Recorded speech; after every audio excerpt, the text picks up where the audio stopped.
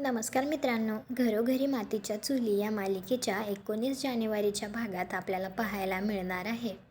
पोलिसांचा ऋषिकेशला फोन येतो आणि भेटायला बोलावण्यात येतं. एक ठिकाणचा पत्ता दिला जातो. तर आता जानकी आणि ऋषिकेश हे दोघेही तिथे जातात. त्यावेळी पोलीस त्यांना म्हणतात की तुम्ही यांना ओळखता का? तर जानकी आणि ऋषिकेश यांना काही कळतच नाही. तर जानकी विचारते कोणाला? आणि त्याच वेळी आता पोलीस बाजूला सरकतो. तर त्या ठिकाणी एका सिंटॅक्समध्ये आता गीतांजलीला मारून टाकलेलं असतं.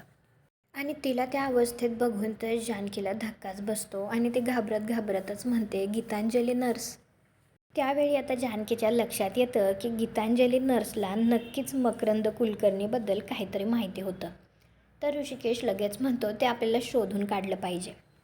तुम्हाला काय वाटतं, गीतांजलीची ही अवस्था कोणी केली असेल? मायाने आणि ऐश्वर्याने या दोघींनी मिळून केली असेल का?